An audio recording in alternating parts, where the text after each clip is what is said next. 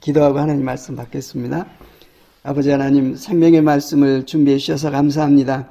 이 문자가 성령님의 역사하심으로 우리 안에 생명이 되고 하나님의 영광이 되어서 우리가 이 세상에 살되 천국을 살 수 있도록 오늘 또 말씀으로 친히 권면해 주시고 우리를 세워주시고 우리를 강건케 도와주셔서 모든 일에 억눌리거나 두려워하거나 주저하지 아니하고 담대한 믿음으로 행할 수 있도록 은혜를 베풀어 주시옵소서. 아멘. 주 예수 그리스도 이름으로 기도 올립니다.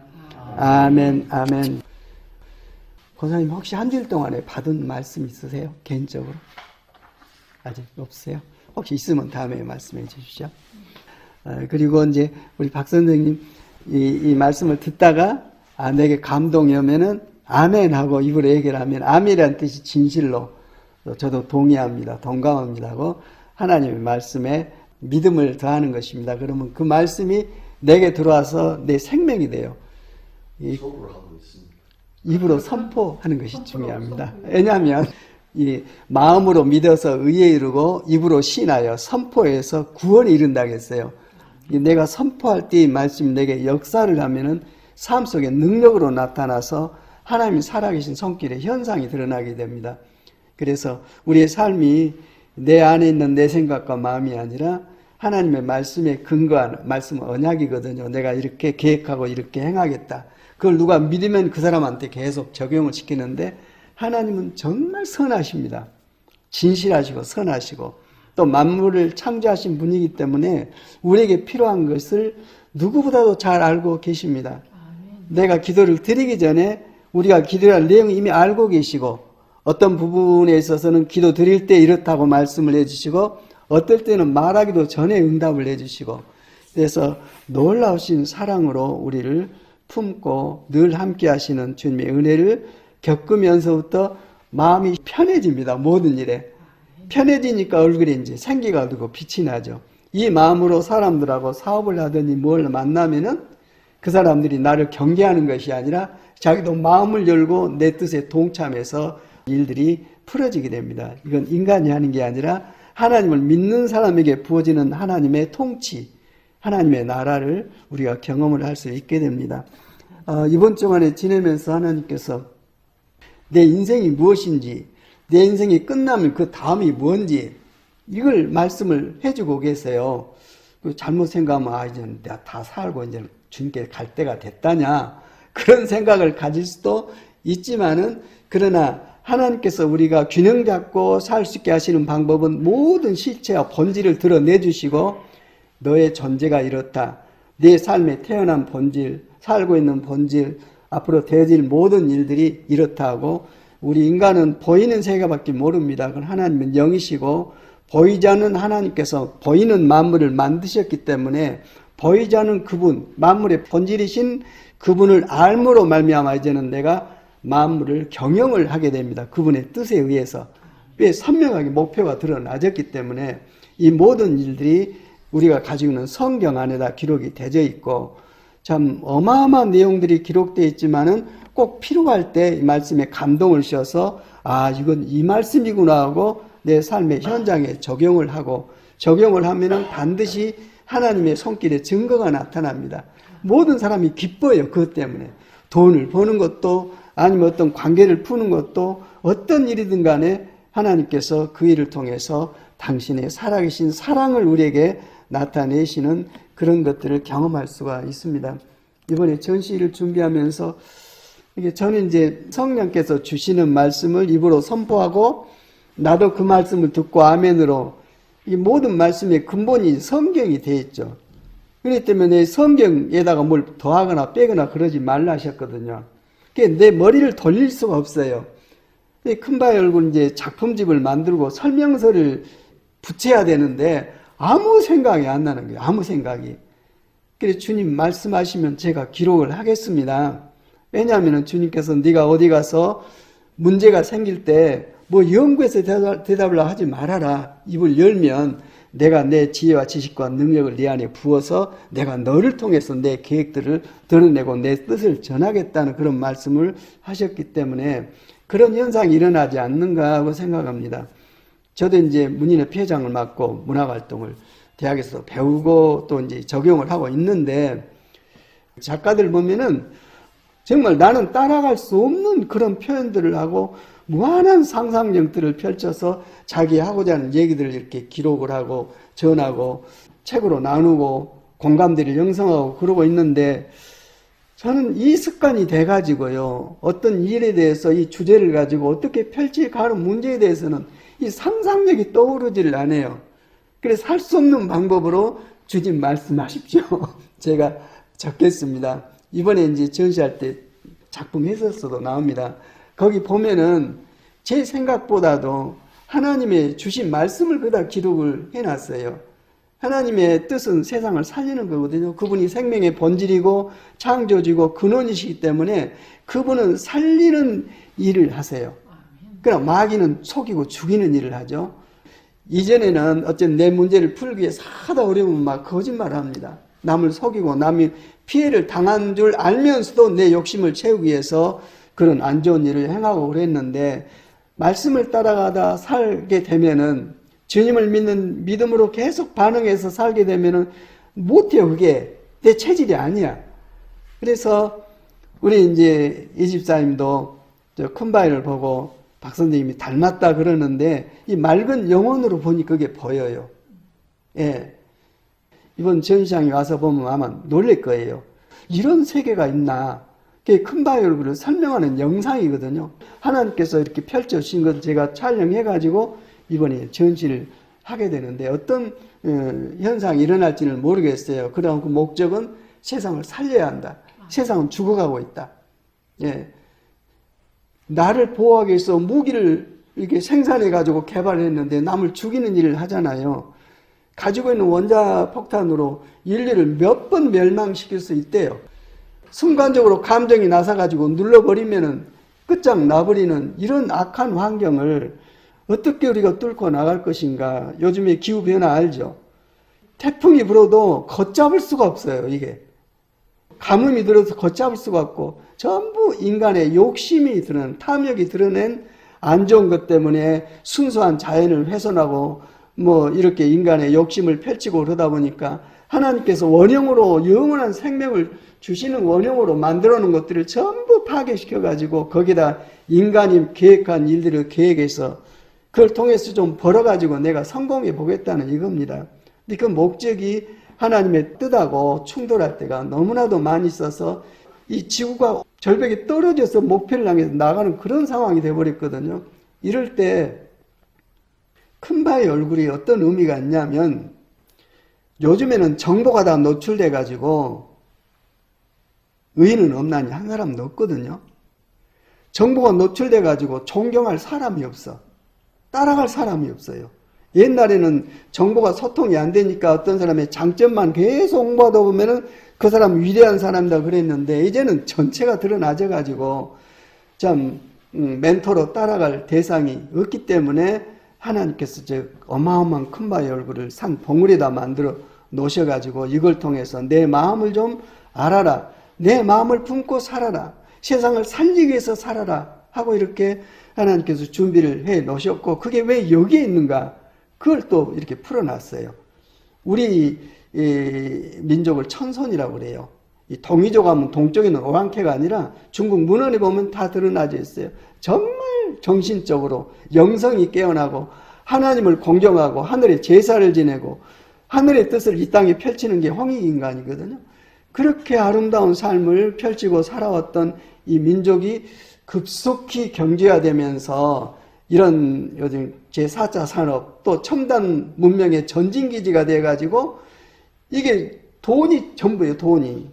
예. 돈이 전부고 이 정신, 영혼, 생명, 이건 관심이 없어요. 그래서 OECD 국가 중에서 제일 자살률이 높은 나라가 우리나라예요. 여기에다가 큰 바의 얼굴을 세워 놓으셔가지고 하나님께서 원래 너희 민족에게 주었던 이 영성을 가지고 세상을 살려라. 지금 한류가 나가는 것도 딱 타임이 맞아 떨어져요. 로마는 세계의 길을 뚫어가지고 로마를 통해서 모든 정보가 퍼져나가는데 거기를 복음화시켜가지고 복음이 나가도록 일하시는 하나님의 손길을 놓고 볼 때 지금 한류가 나가는 것도 그냥 뭐 어떤 사람이 유익을 위해서가 아니라 하나님의 뜻이라고 생각돼요. 그래서 이 작은 나라, 작은 민족을 세계 사람들이 이 K 문화라고 그러죠. 이 한류에 빠져가지고 한글을 배우고 한류에 새로운 정보가 없는가 이런 시기에 저 어마어마한 사람이 만들 수 없는 그런 광경을 이제는 보여주면은 충격을 받게 돼 있어요. 어디에 충격을 받냐? 이걸 가지고 돈 벌어야 되겠다. 그게 아니라 내가 뭔가 하고 영혼이 내 영의 충격을 받고 자신을 돌아보면서 하나님의 뜻으로 모아드는 그런 어떤 동기부여를 하지 않겠는가 하는 그런 믿음을 가지고 일단 준비를 하고 있습니다. 오늘 말씀을 보면은 우리가 일생이 끝나죠. 일생이 끝난 다음에 죽지요. 죽어서 내 육체의 본질은 흙이기 때문에 흙으로 돌아가고 육신은 흙으로 돌아가고 내 영혼은 하나님으로부터 왔기 때문에 하나님께로 돌아가서 산 자와 죽은 자, 생명 있는 자와 없는 자를 심판받는 그 앞에 가서 마지막 때가 되면은 이제 심판을 받고 생명이 있는 자는 아버지의 나라 하나님께 불러드리고 생명이 없는 자는 그냥 생명이 없기 때문에 생명 없는 것을 어떻게 합니까? 태우죠. 예, 그래서 불과 유황불에 지옥불에 던져서 태워버리는데 태워서 없어지는 게 아니라 이제는 영원이에요. 영원.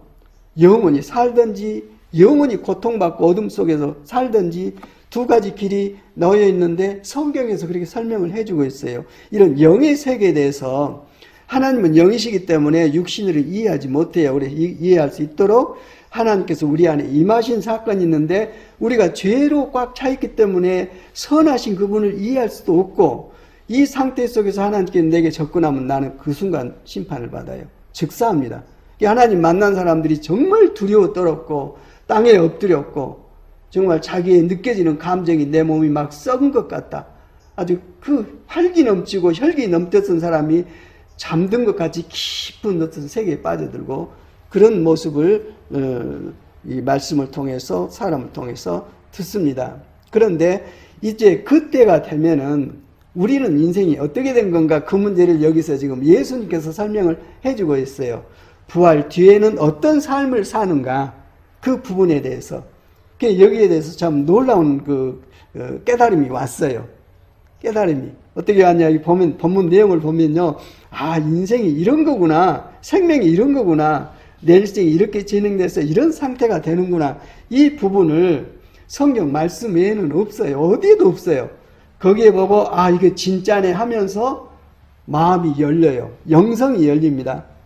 근데 이 세상에서 바둥바둥하고 내 존재하고 보이고 만져지는 이 오감 속에서 느껴지는 이것이 전부인 줄 알고 살았던 내가 이것에 풀려나서 하나님의 마음과 생명이 들어오고 하나님의 뜻을 품고 세상을 살게 되니까 얼마나 마음이 풍요로워지고 그분은 만물을 만드시고 우주 만물을 만드신 분이시거든요. 그분의 마음이 들어오니까 이 조그만한 일로 갈등 갖고 서로 죽이네 사네 뭐 이런 그 악한 분쟁 속에서 사는 게 아니라 하나님의 마음이 들어오니까 하나님의 마음은 섬기고 살려서 하나 되는 것. 이게 사랑이거든요. 그래서 이것을 점점 펼침으로 말미암아 하나님께서 만물을 창조하신 그런 계획들이 세상에 드러나진 거죠. 근데 이걸 우리가 가질 수 없어요. 왜? 우리 첫 번째 사람 아담이 하나님을 반역한 그 DNA가 우리까지 와서 이런 하나님 뜻에 순종하지 못하는 체질이 되어 있는데 이걸 바꾸십니다. 이걸 바꾸시는데 결정적인 일을 하신 분이 우리의 죄값으로 제물이 돼서 십자가에 돌아가신 예수님. 주님으로 말미암아 주님을 믿는 믿음 안에서 이 저주와 심판이 싹 사라지고 주님을 믿는 믿음 안에서 하나님의 영이 내 안에 임재하셔서 내 생명이 되심으로 비로소 하나님의 생명 안에는 그 안에 그 마음과 생각, 뜻들이 다 들어있거든요. 그렇죠. 원숭이는 사람 닮아도 사람처럼 못 살아요. 생명이 그러기 때문에. 근데 하나님의 생명이 이렇게 내 안에 들어오다 보니까 하나님께서 우리를 창조하셨을 때 처음에 하나님께서 기뻐하신 그 모습이 내게 드러나지는 거예요. 하나님의 놀라우신 은혜입니다. 이 사람처럼 행복하고 자유스러운 사람 없습니다. 하나님의 생명, 나라가 그 안에 임재해 있기 때문입니다. 이 하나님에 대해서 먼저 우리는 주님을 믿는 목적이 구원인데 구원은 하나님의 생명, 영생을 얻는 거거든요. 영생을 얻는데 영생을 얻는 방법은 하나님과 유일하신 참 하나님과 하나님께서 우리를 구원하러 보내신 예수 그리스도님을 아는 것. 안다는 것은 아는 만큼 사랑을 하게 되어 이런 관계 속에서 하나님을 알게 되고 하나님의 생명이 내 안에 임하심으로 드디어 영원히 사시는 하나님의 생명으로 세상을 살게 됩니다. 결론적으로 하나님이 내 안에 들어오셔서 내 생명이 되셔가지고 내 생명 되신 주님께서 나를 통해서 당신의 뜻들을 펼치면서 사는 삶을 살게 됩니다. 지금 이해가 안 돼도 그대로 된 것을 믿음 안에서 하나님의 말씀과 성령으로 다 깨닫고 보게 됩니다. 로마서 11장 36절 잠깐 봅시다. 같이 읽겠습니다. 시작. 모든 것은 그분에게서 나오고 그분으로 말미암고 그분을 위하여 있습니다. 영원토록 영광을 그분께 드립니다. 아멘. 그분은 누굽니까? 하나님이시죠. 만물이 하나님에게서 나왔고 창조됐죠. 또 하나님으로 말미암아 존재하고 있고 또 그분을 위하여 있다가 그분께로 돌아가는 이것이 하나님께서 만물에게 허락하신 하나님의 생명의 질서입니다. 근데 우리나라 분들은 참 어떻게 그 지혜를 알았는가 세상 뜨면은 돌아가셨다 그래요. 참 아름다운 말입니다. 돌아가셨다. 돌아갈 데가 없는 사람처럼 비참한 사람이 어디 있어요. 그러나 우리 민족은 누가 세상을 뜨면은 돌아가셨다 이렇게 표현하는 게 얼마나 아름다운지 모르겠습니다. 똑같은 말씀을 고린도전서 8장 6절에 또 기록을 해놓으셨어요. 읽겠습니다. 시작. 우리에게는 아버지가 되시는 하나님 한 분이 계실 뿐입니다. 그분은 만물을 창조하신 분이며 우리는 그분을 위하여 있습니다. 또 주님은 예수 그리스도 한 분이 계실 뿐이고 그분을 통해서 만물이 존재하고 우리도 그분으로 말미암아 살아갑니다. 아멘. 믿음 안에서 보는 인생의 정리된 내용입니다. 예, 우리의 삶이 나를 위해 살았던 삶, 이기적인 삶에서 하나님을 위한 삶으로 바꿔지고 그 삶을 살다 보면은 이기적인 삶이 아니라 이타적인 삶이죠. 하나님을 사랑하고 내 이웃을 내 몸처럼 사랑하는 열린 삶을 살아가야 되는데 이 사람처럼 자유롭고 풍요롭고 행복한 사람은 없을 것입니다. 이제 본질적으로 이제 부활의 논정에 대해서 들어봅시다. 사두개인들이 있어요. 바리새인들, 사두개인들, 또 뭐 SNF파, 열심당원, 그 당시에 이런 분류의 사람들이 있었는데 사두개인들은 부활을 믿지 않은 사람이에요. 근데 바리새인들이나 사두개인들이나 전부 예수님을 지금 대적하고 있는 입장이거든요. 그래서 부활을 믿지 않은 이 사두개인들이 예수님께 와서 이제 논쟁을 펼치는 겁니다. 부활이 없는데 사람이 죽으면 끝나지 무슨 부활이 있냐 하고 논쟁을 하는 가운데 예수님께 말을 했습니다. 뭐라 했냐? 모세 율법에 대해서 얘기를 해주고 있거든요. 선생님 모세가 말하기를 어떤 사람이 자식이 없어 죽으면 그 동생이 형수에게 장가들어서 그 후사를 세워줘야 한다고 하였습니다. 그게 있죠. 어떤 그 성경에 보면 족보가 나와 있어요. 족보가 굉장히 중요합니다. 그 족보에 드냐 안 드냐에 따라서 하나님의 생명의 질서에 드냐 안 드냐 그런 거기 때문에 그 족보를 쭉 이렇게 놓고 보면 그 집안의 혈통을 이어가야 되는데 장자가 자식을 낳지 않고 세상을 떠버렸어요. 그러면 그 혈통을 잇게 하기 위해서 법으로 만들어 놨어요. 이 둘째가 그 형수에게 장가들어서 씨를 그 혈통을 이어줘야 돼요. 그 법을 만들었어요. 이게 하나님의 법으로 세워져 있는데 지금 이 사두개인들은 부활이 없다는 설명을 하기 위해서 지금 예수님께 그런 말을 하는 거예요. 거기에 7 형제가 있었다. 7남 7 아들이 있었는데 첫 번째도 그렇게 해서 죽어버리고 둘째도 그러고 마지막 7까지 전부 애를 못 낳고 그러니까 어떤 임신에 문제가 있었던 것 같죠. 그래서 7째까지 애를 낳지 못고 다 죽었어요. 죽은 뒤에 부활이 있다고 하는데요. 부활의 심판이 있을 때 생명의 부활도 있고 심판 그 하나님의 진노를 받는 그런 부활의 심판도 있고 그렇습니다. 근데 부활을 믿지 않은 게 육신 보이는 세계만 믿는 사람들이죠. 이 사람들이 하면서 이렇게 한 여자에 대해서 7 아들이 전부 결혼을 해가지고 7 사람의 아내가 됐는데 이 사람들이 죽으면 부활한 다음에 이 여자는 누구 아내냐 이 말입니다. 예. 그에 대해서 29절 읽겠습니다. 시작. 예수께서 그들에게 대답하셨다. 너희는 성경도 모르고 하나님의 능력도 모르기 때문에 잘못 생각하고 있다. 30절. 부활 때에는 사람들이 장가도 가지 않고 시집도 가지 않고 하늘에 있는 천사들과 같다. 죽은 사람들의 부활을 두고 말하면서 너희는 아직도 하나님께서 내게 하신 말씀을 읽어보지 못하였느냐. 하나님께서는 나는 아브라함의 하나님이요 이삭의 하나님이요 야곱의 하나님이다 하고 말씀하셨다. 하나님은 죽은 사람의 하나님이 아니라 살아있는 사람의 하나님이시다. 이런 말씀을 하셨습니다. 부활 때는, 부활한 다음에는 다시 말해서 여기에서 가족을 이루고 세상 살다가 죽었지 않습니까? 그 다음에 이제 부활 받습니다. 부활을 받는데 천국 가서도 우리 가족끼리 모일까요? 성경에는 뭐라고 말씀해 주고 있어요? 시집가고 장가가지 않는다.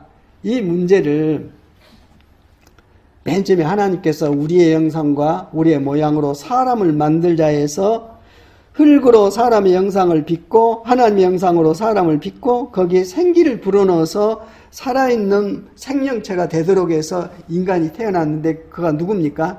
아담이죠. 아담은 남자입니까? 여자입니까? 남자죠. 그런데 다음에 문제가 있어요. 아담이 혼자입니다. 그래서 하나님께서 아담을 잠들게 한 다음에 아담의 갈빗대를 내가지고 거기에다가 살을 붙여서 태어난 사람이 누굽니까? 하와, 여자죠. 맨 처음에 아담은 남자입니까? 여자입니까? 남자도 아니고 여자도 아니에요. 여기에서 둘로 나눠져요. 잠들게 한 다음에 남자와 여자가 나와요. 나눠진 다음에게는 그런 육체적인 관계이기 때문에 시집가고 장가가고 애를 낳고 이런 상황이 되는데 부활이라는 것은 하나님의 창조의 본질로 돌아가는 것 같아요. 예. 남자도 아니고 여자도 아니고 시집가고 장가가지 않은 상태. 그리스도 안에서 하나님의 자녀의 생명을 얻은 사람들의 공동체. 그러니까 그 회복된 부활된 그 영혼은 얼마나 자유스러운지 누구에게 묶여서 짐질 필요도 없고 누구를 사랑하기 위해서 내가 애쓸 필요도 없고 무관심하는 게 아니에요. 하나님의 사랑의 본질로 회복된 그 생명 자체가 부활의 생명으로 된 분들이에요. 그분들은 천사와 같다. 죽을 수도 없다. 영생의 삶을 살고 있는데 그러한 사람들이 하나님의 큰 생명 공동체를 이루고 세루살렘 성이 되어 있는 그 모습이 하나님 나라의 모습이에요. 이건 굉장히 중요해요. 저도 충격을 받았어요. 예.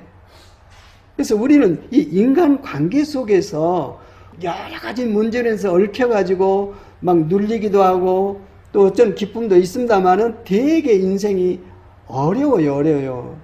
수고하고 슬픔뿐이라고 그랬어요.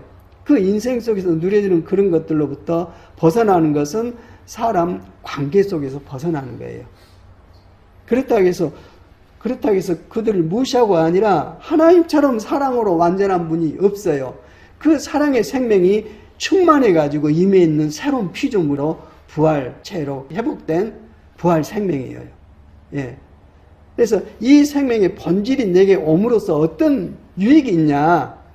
어떤 내 감정과 내 기준과 판단과 생각이 아니라 하나님의 영원한 사랑의 생명의 본질이 내 안에 들어와서 이 모습으로 지금 육체를 입고 있을 때 내 가족들을 살필 수 있다 이 말이죠. 내 감정에 상처를 받지 않고 하나님의 영원한 사랑으로 하나님은 영원히 존재하기 때문에 그분의 사랑도 영원해요. 그러나 우리는 영원히 존재하지 않는 상태 속에서 아무리 아주 그냥 이는 내 뼈 중에 뼈요 살 중에 살이다 해도 나중에는 어떻습니까? 이 여자가 나를 죄짓게 했다고 이런 식이 돼요.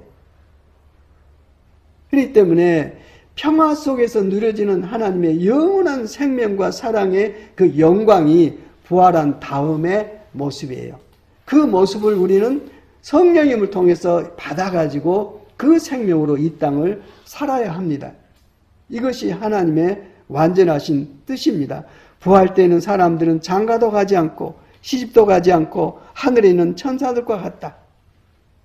그러면서 주님께서 하신 말씀이 지금 부활이 없다는 사람들에게 대해서 이런 답변을 하시면서 부활이 있다는 것을 실제로 증거를 하신 분이 누굽니까? 예수님이시죠. 당신이 직접 육체로 계신 당신이 죽으셨다가 부활하셔서 부활하신 몸을 제자들에게 보일 때에 두려움을 떨던 제자들이 기쁨이 충만해가지고 죽음이 인생의 육신의 죽음이 끝이 아니구나. 하나님의 영원한 생명과 나라가 확실히 있다는 그런 생명의 믿음을 가지고 거의 나가서 순교를 당하면서도 두려워하지 않고 영원한 부활의 생명과 나라를 증거하는 모습을 볼 수가 있습니다. 너희는 진리를 알게 될 것이며 그 진리가 너희를 자유케 하리라. 예. 사랑의 본질이 하나님이죠.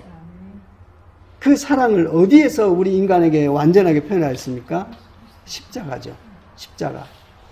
원수를 살리기 위해서 내가 죽습니다.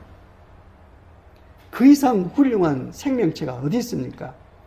부활하신 부활의 영원한 영생체를 갖고 계신 하나님의 사랑이 아들 예수님을 통해서 육체를 입고 계신 예수님을 통해서 실제로 표현해 주시는 삶을 우리가 살도록 우리를 부르셨습니다. 그렇게 사는 사람들을 제사장이라고 그래요. 그러면서 왕권을 가지고 있어요. 하나님 나라의 왕권을 가지고 있습니다. 왕 같은 제사장으로 살게 되는데 이러한 말씀의 근거에서 내 정체성, 나란 존재를 딱 합해보고 나를 파악해 볼 때 점점점 내가 묶여있는 억압된 세계로부터 벗어나서 참 자유롭고 풍성한 삶을 살아갈 수가 있는 것을 소망하고 또 깨닫게 됩니다. 이 부활 논쟁은 여기 마태복음 22장뿐만 아니라 마가복음 12장, 누가복음 20장에 3번이나 나와 있어요. 너무나도 중요한 일이기 때문에 그러면서 뒷장에 넘겨봅시다. 마가복음 맨 아래 말씀입니다. 위에 말씀은 다 정리가 되어 있고요.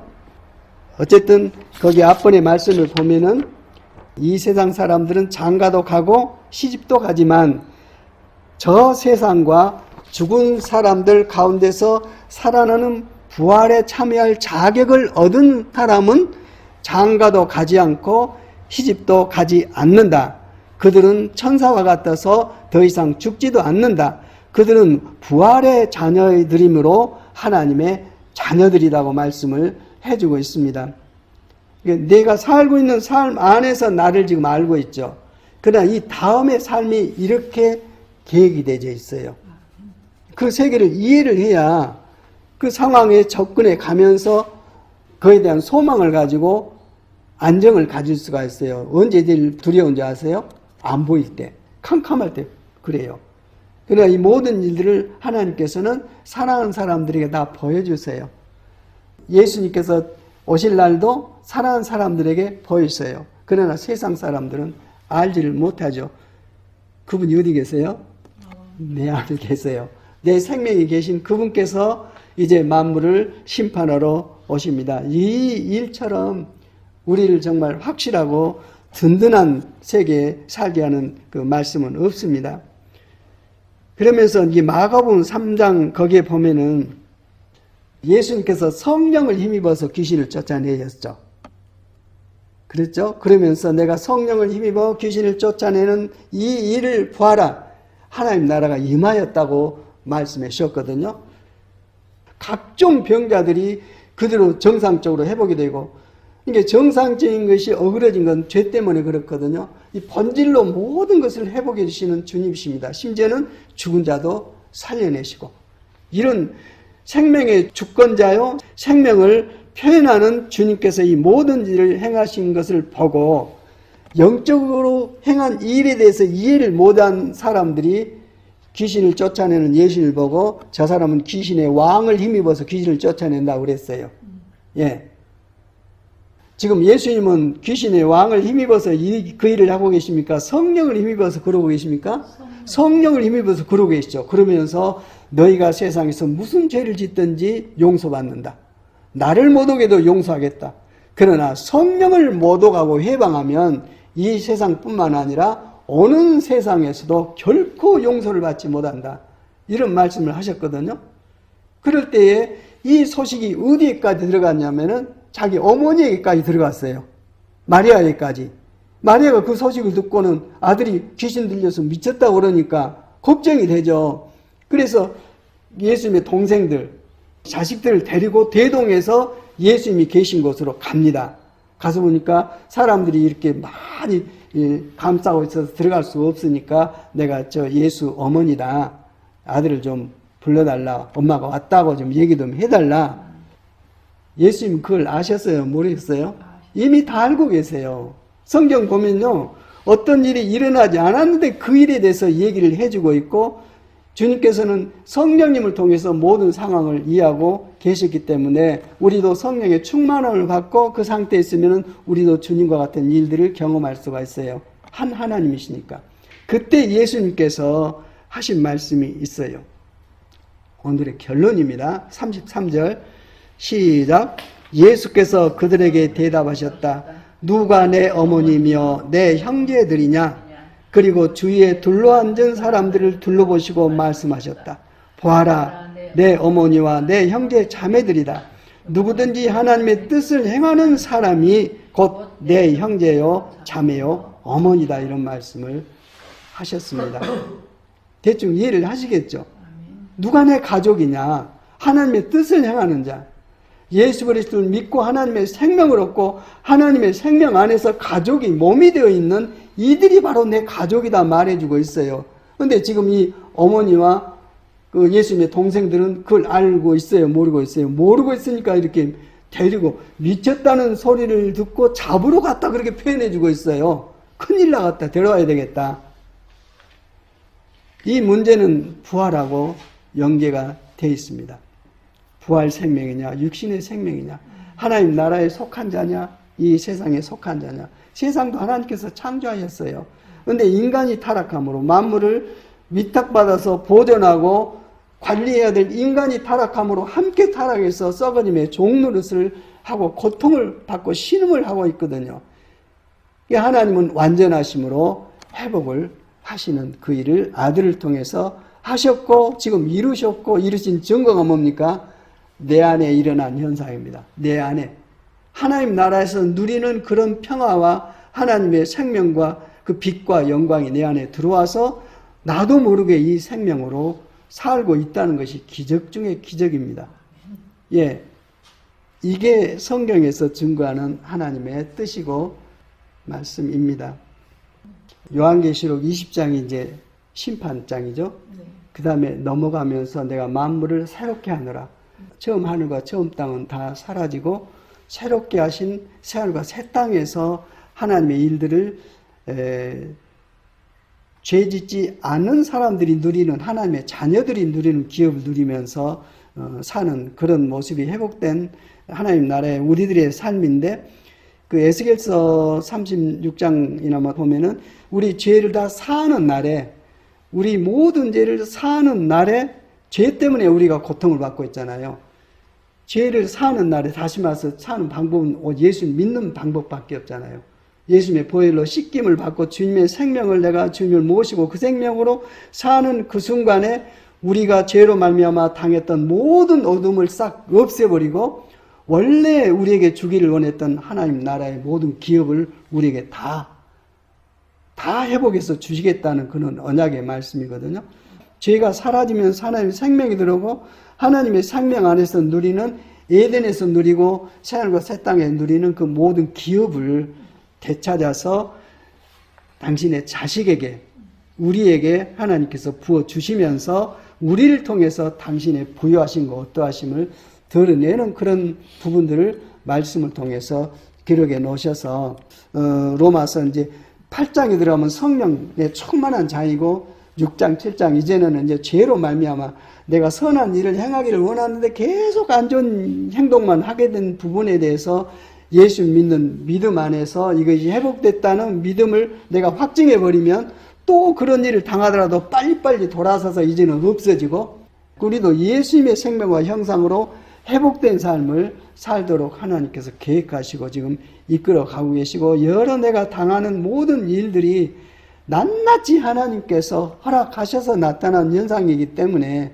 그러한 속에서 우리가 하나님 말씀을 분별해서 잘못된 부분을 주님께로 돌이키고 이런 상황이 계속 반복되면 결국 하나님께서 보시기에 참 좋아하시는, 기뻐하시는 삶을 살게 되리라 생각합니다. 다만 이 모든 부분이 성경에 기록되어 있기 때문에 기록된 말씀을 이 본질로 삼고 이 목표로 우리가 나감으로써 우리의 삶을 하나님께서 기뻐하시고, 기뻐하실 때 우리의 모든 수고와 무거운 짐은 다 벗겨져서 이제는 정말 하나님께서 우리를 통해서 저 사람을 보니까 내가 하나님을 알겠다 할 정도로 하나님의 모든 영광을 드러내는 증인으로 세우실 줄 믿습니다. 우리에게는 능력이 없고 주님께서 계획하신 은혜와 사랑을 약속대로 말씀대로 베푸셔서 이 놀라운 은혜를 우리 생애 가운데 누리고 이것을 나누면서 살아가는 저희들 되기를 소망합니다. 아버지 하나님 감사합니다. 오늘 또 말씀을 부어주셔서 하나님의 마음을 받게 도와주시고 하나님의 뜻을, 계획을 알도록 도와주시니 감사합니다. 주님을 믿는 믿음 안에서 하나님께서 세우신 뜻과 질서를 조차 합당히 살 수 있도록 성령이 붙으시고 역사해 주셔서 하는 일마다 아버지의 영광과 사랑이 나타나서 심지어는 죽어가는 사람들까지도 이 때문에 함께 살아나는 아버지의 놀라운 역사, 하나님 나라를 증거하는 새로운 삶이 하나님의 능력 가운데 우리 안에 부어져서 이러한 삶이 우리를 통해서 나타나기를 원합니다. 한 주를 또 시작합니다. 주님 만져주셔서 동행해 주시고 날마다 주님께서 나를 통해서 계획하신 일들을 소망하게 도와주시고 믿음으로 행함으로 말미암아 실제적으로 하나님의 손길이 우리 삶 속에 나타나는 그런 믿음의 삶을 살 수 있도록 은혜의 은혜를 대해 주시옵소서. 믿음만을 새롭게 해주시고 충만케 해 주옵소서. 주 예수 그리스도 이름으로 기도드립니다.